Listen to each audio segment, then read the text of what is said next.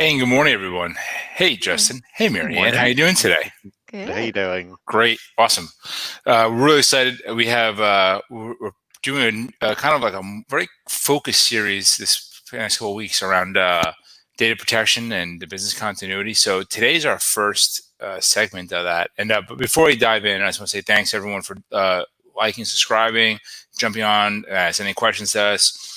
We have this great live stream library we put together, some webinars. A lot of content in there, something super just educational. I think it's been fun doing it as well with everyone here. Mhm. And so let's dive in. Once again, I'm joined by my frequent collaborators, Marianne Dobrowski, who's our training manager, and Justin Pancina, who is our CIO and a Valiant. And I'm George Dowden. And today we're going to talk about something that is a subtle but a critical difference of business continuity, disaster recovery, business continuity. What's the difference? So, because I get too excited on these kind of topic, it's one of my passions, which is kind of ridiculous when you say that out loud about business continuity, but it got to get me going. I'm going to step back a little bit and be more of the guest, and I'm going to make Marianne the host to keep us on track and on time because she's really great at that. And And we'll I go want her to, forever. and we'll go forever. And then I'll get like the things in my ear, like, all right, wrap it up, wrap it up. I'm like, not going to happen. Keep going. So Marianne, please take it away. Yeah, of course. I mean, everyone likes to listen to someone talk passionately about almost anything, with some exceptions. Some But moments. Yeah. yes, but obviously, let's start with, I mean, I think some people may not really be using the words disaster recovery and business continuity. Mhm. Just in general, they might understand backup, they might understand that they need to protect their data, but they're not really sure what this stuff is. So let's start off with some definitions. Let's talk what's disaster recovery just in itself. Sure. Yeah. Yeah. So disaster recovery you can think of as the process that you use to bring back all of your important IT infrastructure after some kind of outage, after something happens. It's a reactive response. It's something happens, and pipe burst, fire, server crashes, and what you do to bring those systems back online. There are some proactive things that you do with it, like you can run tests. You should be running disaster recovery tests to make sure that the process is working. Mhm. But it's by its nature, it's a reactive thing. Something happens, and you Right. recover from that. Right. The name alone kind of puts it in there in context of recovery. Yeah. Yes, It's and not. it's It's not. yeah, it's It's not very disaster. important to set up, which is exactly this statistic Hmm. up here is that a lot of times if you don't have a disaster recovery plan, that's it. It says 93% of businesses fail and cannot recover from, Hmm. any sort of disaster. And when we talk disaster, we mean things like breaches or data loss, things like that. Hmm. Facilities, the whole nine. Yeah, Yeah, Exactly. things Yes. could be a physical issue, like fire, flood damage, Yes. or it could be malware, it could be crypto locker, it could be right, some kind of natural disaster that happens, right, uh, and all of those things you want to have systems in place to protect right. and restore from. There's a couple of terms that get used. Just going to give quick definitions on. Hmm. I'm not going to dive too deep into it because we'll get into that in another topic. But the first is a recovery point objective, or a RPO, and you can think of that as how far back your most recent backup is. So if your RPO is a day, that means that it's gonna, if all of the servers crash at 5 o'clock today, you're going back one day, not Right, today. right. And Hmm. then the It's second really one, Mhm. sorry, Justin. It's really used for calculating cost, Yeah, right? Like why, like what it cost, what would the cost of a business outage for an entire day look like? right. That's the Hmm. way to think about it. Yeah, combination of the outage and then having to redo the work that you Correct. did. Yeah. The second one, so the first one is having to redo the work. The second one is RTO, or recovery time objective, and Right. that's how fast you can restore. So Right. if Hmm. it's an RPO of a day and an RTO of a day, that means that a disaster happens right now. It's going to take me a day to recover, and I'm going to go back a day. You've effectively lost 2 days 2 days. of work. Right. So Right.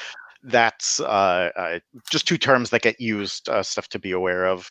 Hmm. Um, And and then, yeah, Mhm, obviously think about your business and how much 2 days is going to cost you.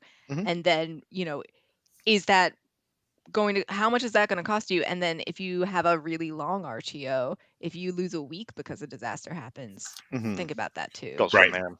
Right. And you can say that disaster recovery tends to fall mostly on an IT department because it's Right. mostly about bringing those systems back. There are other pieces that come into it, especially if you've got things that are not IT related that are necessary for Right. business. Think of if any kind of manufacturing or things like that, you'd have Right. a disaster recovery plan for those physical assets. But for most small businesses, we're mostly looking at IT infrastructure because it's Correct. digital data. Correct. Right. Yes. Yeah. And so business continuity is what we're also talking about, Mhm. not the same thing. Uh, it's really a different sort of process that is still something you need to prepare for. Yeah, Right.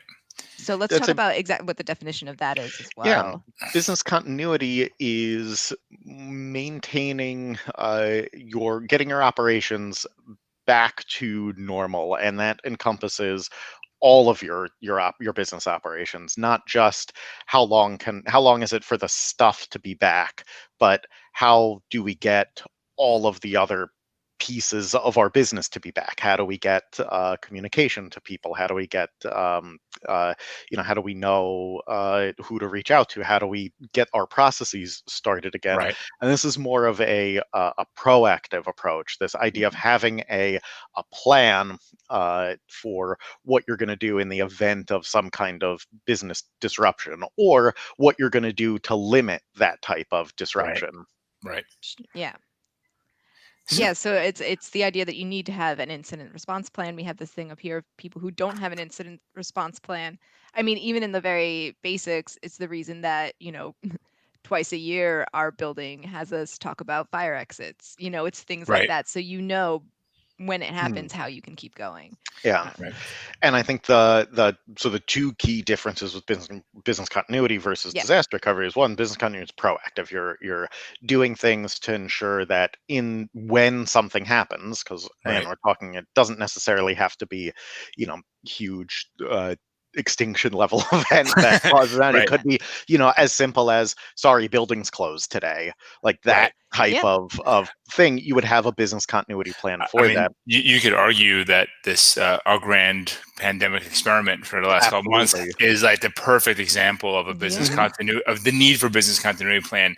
I mean, we've been planning for years at Valiant for like what happens if we can't get to the office, and what if there's a snowstorm. But Mhm. this Mhm. is like a multi-month, and obviously you have to adapt to that. But Mhm. um, it's really kind of the same thing if you really kind of boil it down to it's a functional thing. Yeah. It's planning for that thing that happened and how you're Yeah. going to react to it and kind of Yeah. like working through it. And So Well, and I especially think with the us other located in Mhm. New York City.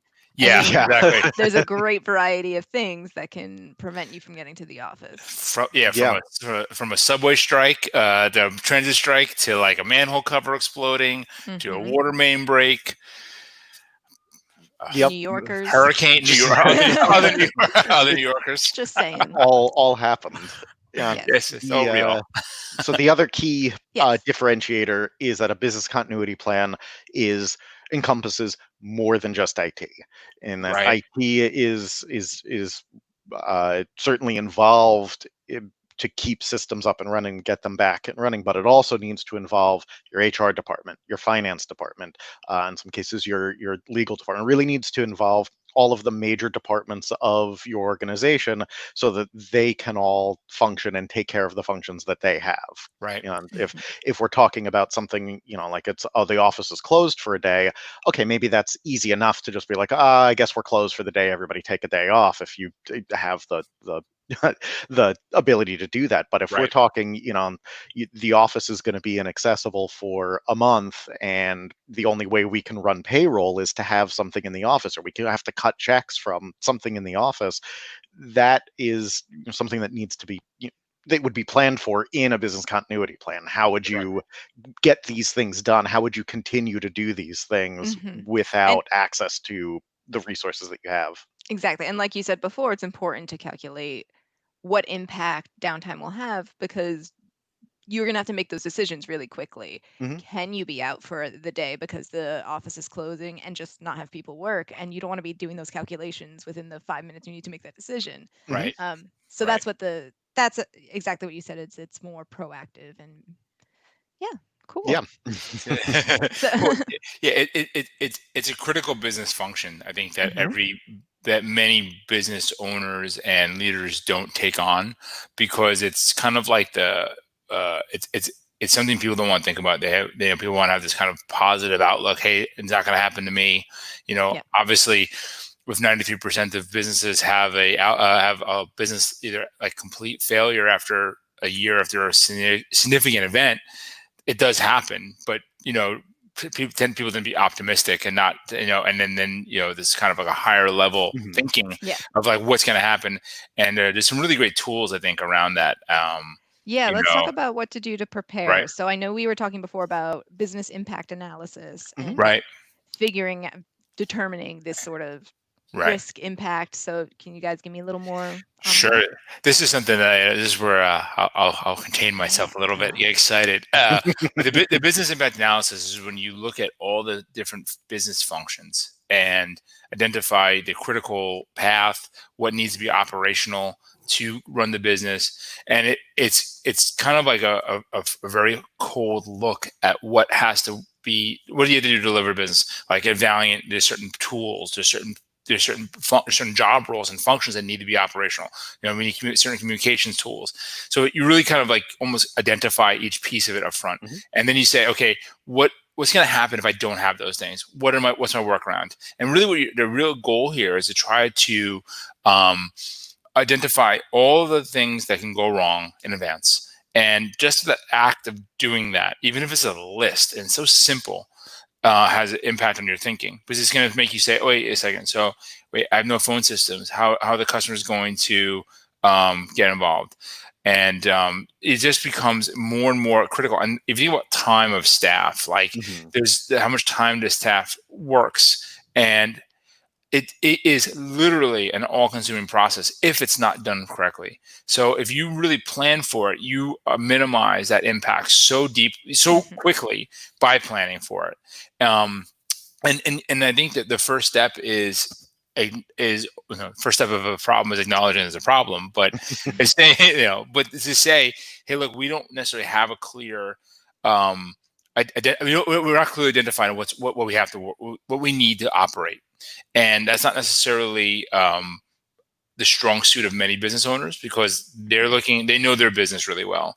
And this is definitely like almost, I think, one of our core jobs in many businesses, even if it's just asking the question, like, well, what would happen if you couldn't run payroll? I mean, Justin used that example, but that's the classic business impact analysis. Like, hey, I can't pay my folks. I can't get to my physical space. I can't process I can't process data over my customers. So I think those are the things. And just by making that starting list of like what matters, and is it a great place for a starting point, and working with your IT provider, working with your HR team, and working with your finance team to say, like, well, what happens if I lose access to my bank accounts? Yeah. What would I do? How would I pay my bills? Or how would I do that? And it's kind of like a great example that I think of is that, as Marianne made earlier in our kind of pre-flight, we were planning this was, and I went a little crazy as there was a fire in the house, and she's like, whoa, settle down. Always calling for the fire. Well, I don't know what it is, you firebug, but but the example was much better. It was what happens if you went to like a fender bender and you needed to get to work every day, and I needed my car. Would your insurance cover a rental? Would you just get paid out? Would you take the bus? And it's such a basic thing, but like most people don't, just by nature, we don't think about these bad things that happen because you don't want to. It's uncomfortable. Yeah, along those same lines, one of the key reasons Felicia and I rented the apartment that we're in is because there were 3 different ways we could get into the city on public transit. There's bus, ferry, and light rail to the path. And we're like, okay, we've got a primary or secondary and a third way if those things don't work. There you go. Was right. Which 10 years ago we may not have thought of, but after Sandy and the commuting nightmare after that, we're like, yeah, we don't want to have to deal with that again. If there's something wrong with the tunnel, we can still get into the city. And no buses to Port Authority. That's like the trick. Yeah, Port Authority buses aren't running. No problem. I got another way home. So So, and that's just a great way of kind of looking at it, just stepping back and say, okay, and once again, it doesn't need to be a super deep, complicated, chart and all this. It just starts with the basic, like, okay, what's important in the business, and then working with the different teams in your company to kind of identify it. And it goes past the systems; it also goes to people. Like, hey, if someone is incapacitated for whatever reason, and I think this COVID thing really kind of illustrates that, like, someone might be unavailable when you just don't know what's going to happen, right? So what happens if so and so gets sick and they can't process payroll? Even as a simple example, like there should be a backup for each person, and we talked about having a backup for this stream because we've got our wonderful producer Matt Fox. But what happens if he's sick? Like he needs a day off. So exactly, we did talk about that, Matt. I know exactly. So that's why I'm getting cross-trained. So.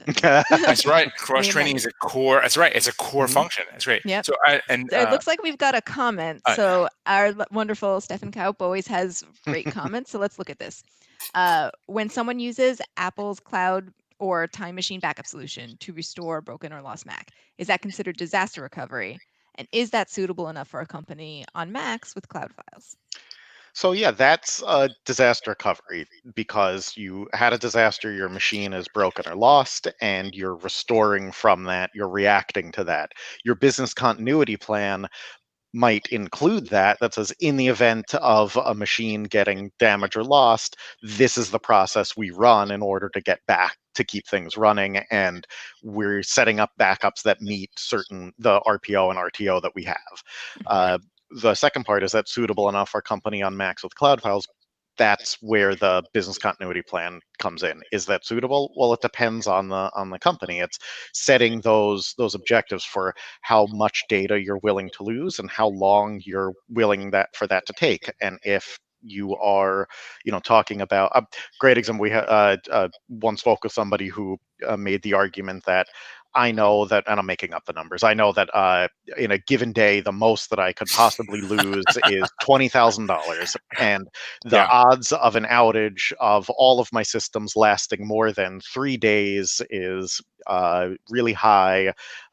So I don't think it's worth spending more than $40,000 on protecting against that. And they did that math and figured that out, and that was the risk they were willing to take. That's a business decision. It was what the same thing with insurance. It's how much do you need versus what you think is going to happen. And just to go back to that one example, and I know what you're. I know the problem with that one is when it takes 3 days, you can't expect it to take faster than 3 days. Yep. Like once you make the decision of what your tolerance or risk is, that's where then you have to live with your tolerance risk, because once again you made the decision based on the information you had in front of you.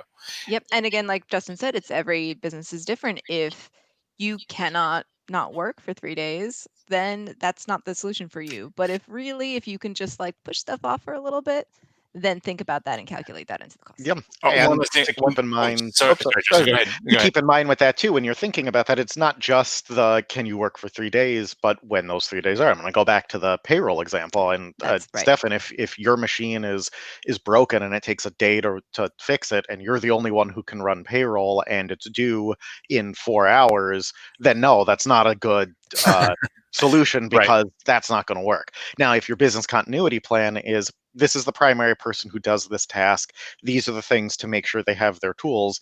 If those things don't work, here's the secondary person that does that task. Here are the things to make sure that they have those tools. Then that's a business continuity plan, and then you can say, yeah, this is acceptable. We can do that.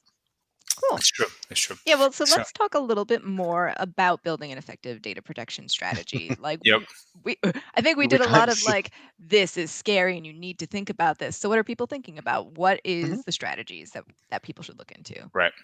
I think the first stuff is starting a plan, and it should be fairly regularly reviewed. Minimum was once a year. That's like your basic minimum of like, okay, let's break out the plan and just read it. And you can do a read through. You can do a tabletop, which would be like me sitting with some of the management team, as a value to be some of the management team, discussing some of the staff and discussing, hey, what would happen here, here, and here. Whoever's a responsible person for the business continuity. Sometimes it's the CIO, sometimes it's the COO, sometimes depends on the company. Someone should be designated the owner of the business continuity plan. That's a really important thing, because you want to kind of focus your energies onto a person owning that process and the data, so that it's not like the classic, like, well, I thought I Justin thought was you were taking going to do care of it. that. Yeah. Marion, Marion, where's the plan? I thought you took care of it. Like you always did. And no, I didn't do it this year. Whatever it is. So I think it's really important you designate someone. It could be, and I think it should be someone within the company with enough authority to make the decisions to drive it forward. That's a really important thing, and it should be fairly regular, minimum once a year, maybe twice a year. And it doesn't need to be a super complicated, like clear my schedule for a week, but I think it should be given time. And even if one person is like in charge of that and really like taking that responsibility, it's still, like we said before, involves multiple people, Absolutely. It's not a one person job. It's very much a it's maybe a your IT partner, well, your IT, well, actually 100% right. includes IT partner. It should be your HR, whoever it is, who's responsible for HR in a company.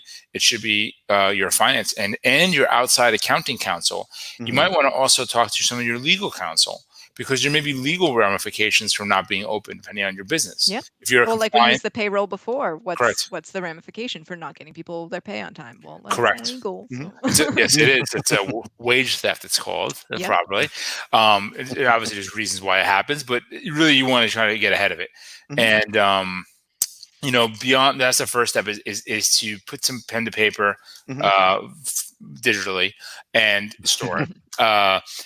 One thing, just to kind of give it this a little flesh, please secure it someplace securely. It has critical business knowledge. It's not something you'd want public, what you're going to do when something happens. It should be like in some kind of internal document and labeled sensitive. That says and I will second that with a printed out copy someplace that you keep your business documents, because a great horror story from I've heard in my past was a server that was encrypted, and the encryption keys were stored on the server. So when the server died, no more encryption keys.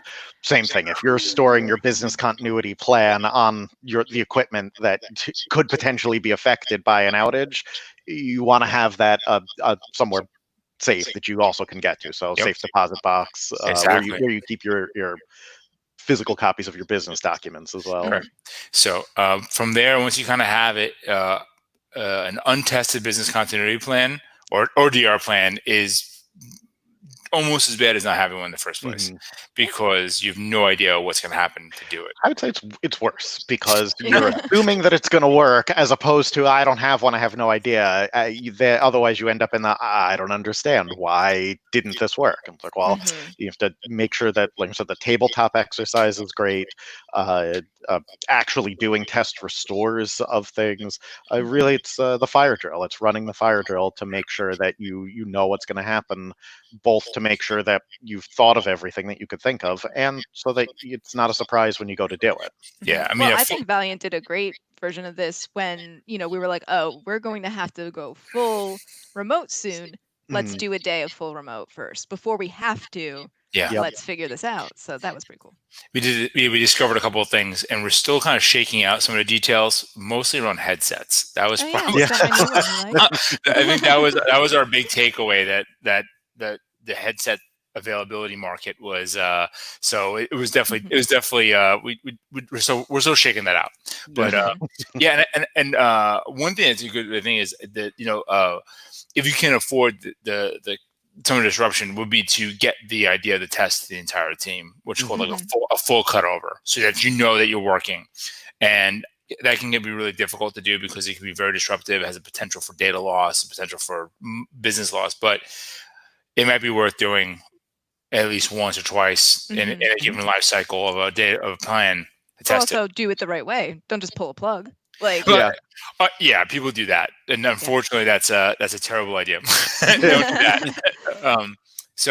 I think another piece of it is kind of leveraging modern setups, a more modern workplace of like cloud-based solutions, and understanding how the cloud-based solutions can facilitate these plans and make them easier and faster and more reliable.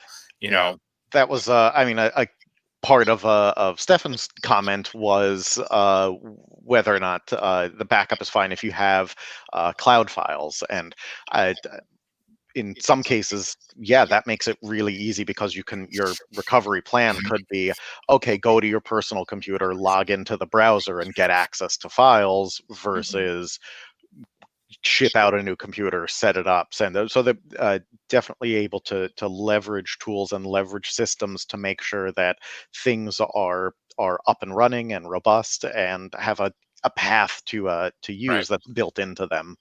Right. Yeah, And definitely. And those tools are absolutely something that can help out with this. Maybe much better than it would have been in the past, that it's a little bit easier to have that backup plan right. in Yeah, place. Yeah. it could it's very much like this the kind of the concept of this modern workplace of working anywhere, anytime, Yeah. but it doesn't eliminate.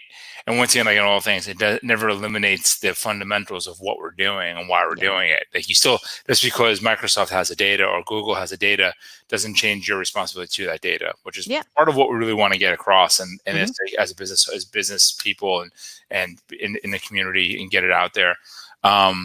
It's just really important to kind of like A, accept the risk, and B, say, okay, well, how does the risk get mitigated? Yeah. That's the thing. And honestly, I mean, the big thing is, even with all these tools and all this preparation, and it seems like a lot, that's why there are experts on it. And Right.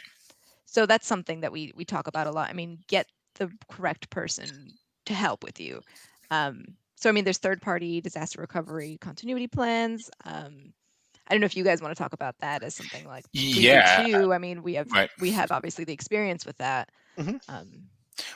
It's a really critical function, I think, of all MSPs. I think it's one that gets the business side of it gets really underplayed, and I think even we can do a better job of it, of speaking to the customers at all times about how we they're just kind of ask the hard questions in a way that gets them thinking. And excited is the wrong word, because no one's excited about talking about the office burning down.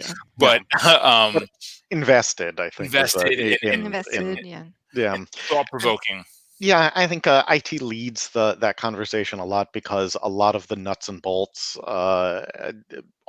come from out of IT, out of those systems. Again, because the nature of business. If we were talking about a factory, it would come out of the maintenance of that equipment. But for small medium businesses, it's IT infrastructure is the equipment is of business, and so IT is driving that conversation. But it does include everybody, every facet of the business. So I think in a lot of ways, as an MSP, it's our job to start that conversation, to ask those questions, and to help implement the solutions that are put in place. And it's a conversation that should happen with the business leaders as a whole. Definitely. And IT is not just the foundation, but IT can provide the solutions. Like, even if your foundation is everybody at their own office computer, we talked about this a lot in the Modern Workplace webinar that we did last week, is that we can put things in place so that even if you normally have the office computer, there are alternatives, and you can do things like having people do remote desktop, or that where they can be working on their personal device but still be working on their like office computer setup. So there's some really cool stuff. So check that out to learn more, because I'm not going to go into detail. We're already running over time. Exactly. Kind of hit their bingo point on time. But but this has been great. I mean, I love hearing people talk passionately about this stuff. So it's really cool. I guess, Marianne, we want to wrap it up. You want to wrap it up? I think you should go for it. Yeah. So okay. Well, let's just do it. I mean, basically what we were talking about today is the plan. The plan is important. So get that conversation started. You don't need to have the answers right away. Get the conversation started, talk to an expert, just understand that it's important. One major incident can be the difference between your business and not having no business. So it is honestly really important. It's the ounce of prevention, pound of cure, very relevant today. Just saying. And so if you want to wrap us up with a visit us at thevalueway.com. I will. Please. Thank you, Miriam. That was excellent. Couldn't have done better myself. It was wonderful. I think please check us out at check out our website, valueway.com. If you have a question about business continuity or plans or just what to do, how to do better, we'd love to answer them. It's something that we're really passionate about. We think that protecting people's data is one of our core missions because it allows us to follow what we do as a company and deliver that to folks. And please check out our our YouTube page. A lot of great information on there. Our knowledge base. Marianne puts out new stuff every week. A lot of great information on there. And so just to kind of set up for next week, we have a really it seems boring, but it's really exciting. It's the language of risk. And I think that we, all of us in one facet in our life are buy insurance, and insurance is the language of risk. That's like the end result of it. But I think that that mindset and some of the language they use of quantitative versus qualitative and the bunch of some of the equations that are below it, just to kind of give you a flavor to understand what happens and how things get assigned, it would be really useful. So check it out next week when we talk about language of risk. I think we'll have some really interesting kind of ideas that will spread. And with that, I want to say thank you for everyone. It was a great conversation today. Thank you. Yeah, all right. Thank you. Marianne, thank you for hosting. I think it's something exciting. You did a great job. Thank you. And Justin, thank you so much. As always. Thanks, We'll see you everybody. guys next week. Bye now. Bye. Bye.